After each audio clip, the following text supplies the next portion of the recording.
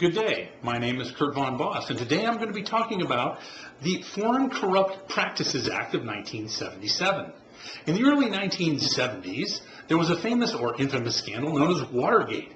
It was discovered that the Nixon administration, among other things, was using illegal campaign contributions in what were called slush funds, money hidden in overseas accounts for political campaigns, but also for bribing foreign government officials.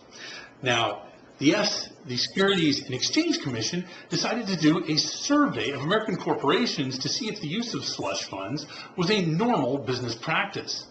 In this voluntary survey, over 400 corporations admitted to the use of such slush funds, but not for political purposes. They used these slush funds for bribing foreign government officials to gain business or defend existing businesses. They further admitted that they had spent over $300 million on such bribes. Now, at the time, these activities were not illegal, though they were somewhat scandalous, and prompted the Congress to pass the FCPA on December 19th of 1977. Now, the FCPA has two parts. The first part is the anti-bribery section, which makes it illegal to bribe foreign officials for business purposes.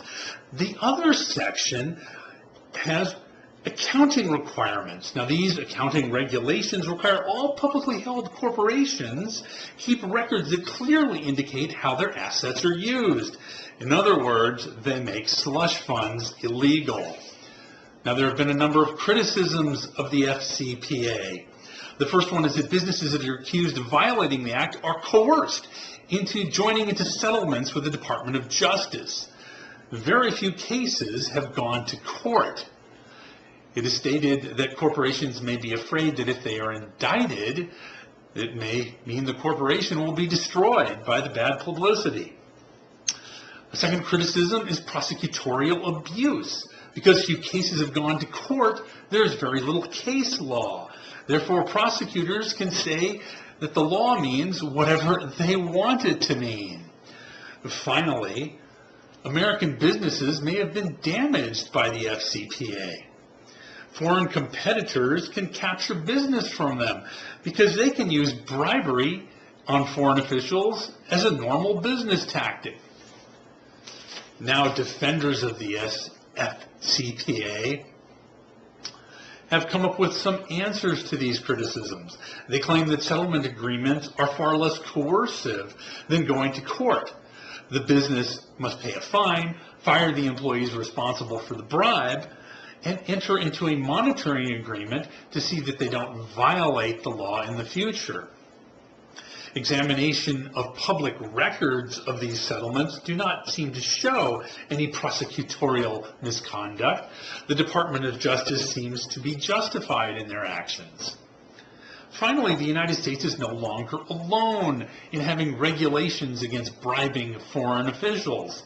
The Organization of Economic Cooperation and Development, OECD for short, passed its own anti-bribery regulations in 1997, and the OECD contains 34 member nations.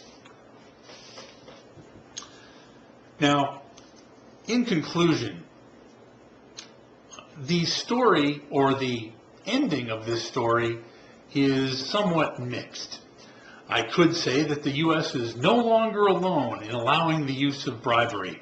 Therefore, the FCPA can be seen as part of a larger movement which will help end or at least severely lower bribery and corruption throughout the entire world. However, this may be wishful thinking.